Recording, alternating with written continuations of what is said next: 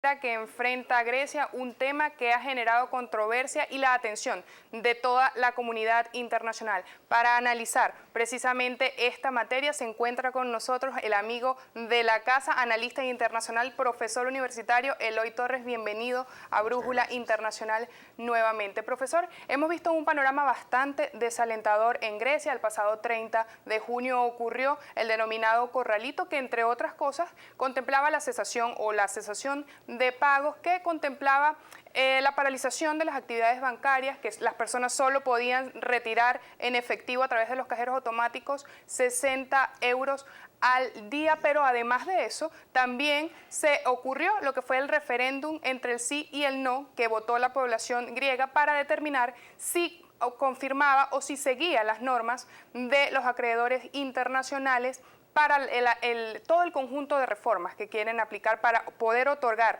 este nuevo rescate a Grecia. El día de hoy se aprobó un tercer rescate para este país, sin embargo todavía hay mucho que jugar, mucho que hacer. Pero para primero darle la bienvenida, quisiéramos preguntarle que nos pusiera en contexto cómo llega Grecia a este punto.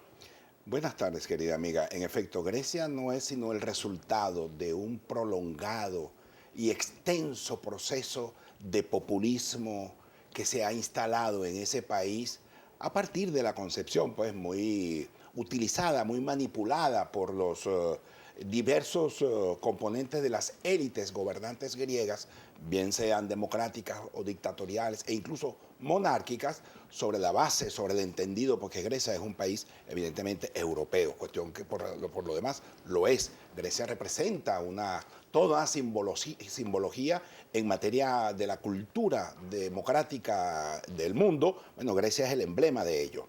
Ahora bien, el caso está en que esa expresión no hace sino prolongar sobre ese país un sentimiento de acomodaticio por parte de la población y de las élites griegas. Y el resultado es que han asumido su inserción en la Unión Europea, vamos a decirlo en unos términos como se dice, en el club de los grandes, sin tener ni la ropa, ni los zapatos, ni la estatura para participar como en la membresía del club de los grandes.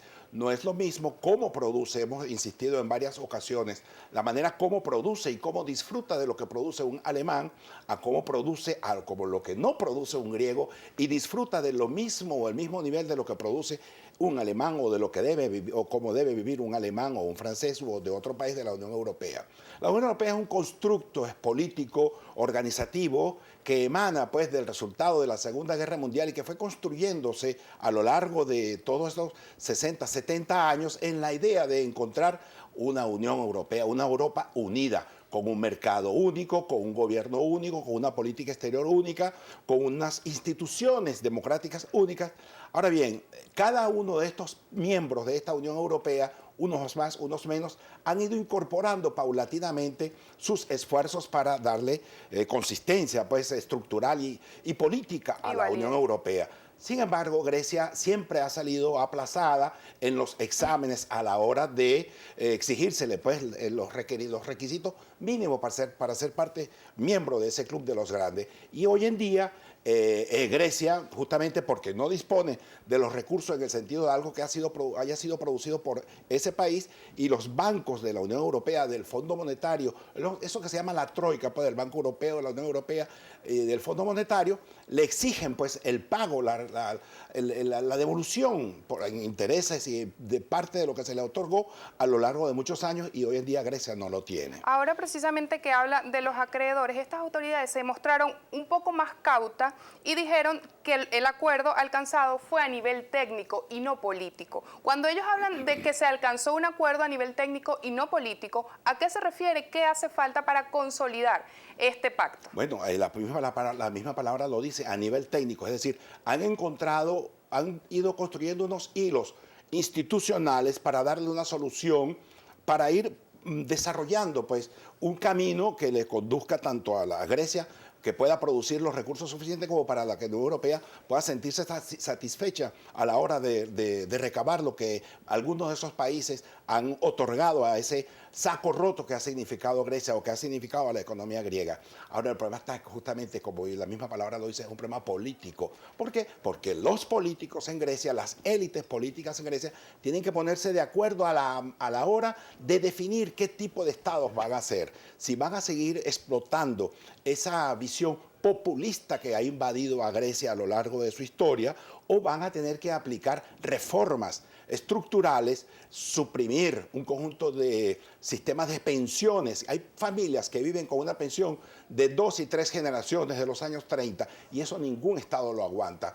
Ahí, por ejemplo, se da el caso de un lago en Grecia, que se supone sus trabajadores percibían una pensión porque laboraban en ese lago. El lago ese tiene más de 40 años que se secó. Entonces, ¿qué se produce allí? Absolutamente nada. Y a este punto quería llegar precisamente porque luego de todo este conjunto de reformas que se han visto aplicadas en Grecia, ¿de qué manera se ha beneficiado este país en relación al resto de la comunidad internacional? Porque sufren los estragos precisamente la población. Se han beneficiado, por supuesto, porque la Unión Europea políticamente ha manejado la ayuda hacia Grecia justamente porque hay un elemento allí presente que es un problema geopolítico. Allí hay una realidad que es Grecia que se enfrenta a Turquía y Turquía que se enfrenta a Grecia. Hay que comprender que Turquía es un país musulmán y que Grecia no lo es, que Grecia es un país ortodoxo, pero que coincide con los valores de la Unión Europea. Y entonces ya ahí se produce una especie de tensión, por cuanto Grecia siempre es el obstáculo para que Turquía no ingrese a la Unión Europea tal como ellos lo tienen planteado. Y el problema está en que los Estados Unidos están conscientes de ellos y por eso es que estimulan unas medidas para ayudar a Grecia a salir de ese marasmo en que se encuentra la economía, pero también la economía, los dirigentes de ese país tienen que convertir esa economía en una economía productiva, es una economía que vive del sector terciario mayoritariamente, le hace servicio, transportes, comercio, y para aquel que visite Grecia sabe cómo funciona el comercio en Grecia, que no es como es en Alemania o en Francia o en otros países donde el comercio es una actividad muy extensa y muy intensa. En el caso griego no lo es tanto. Por lo tanto, Grecia tiene que hacer, las élites griegas, las élites políticas griegas, tienen que hacer un esfuerzo por dinamizar la economía y adaptarse a las condiciones y arroparse, como decían aquí, como decía mi abuelita, arroparse hasta donde la cobija te alcance. El primer paquete de ayuda financiera a Grecia se otorgó en 2010 con el inicio de todas estas conjunciones financieras. Sin embargo, hay expertos que aseguran que estas medidas no han hecho nada, todo el conjunto de medidas económicas no han hecho nada para realzar la economía griega y por el contrario se ha reducido el 25% desde el inicio del hecho. Se estima que la economía se ha reducido en 25%. Exactamente, justamente porque ha sido una economía que ha sido alimentada, es decir, con esas grandes cantidades de recursos que le ha otorgado la Unión Europea, pero ha sido prácticamente en un saco roto, por cuanto no hay capacidad de responder desde el punto de vista de una promoción de una economía productiva para poder cancelar esos créditos que han sido otorgados.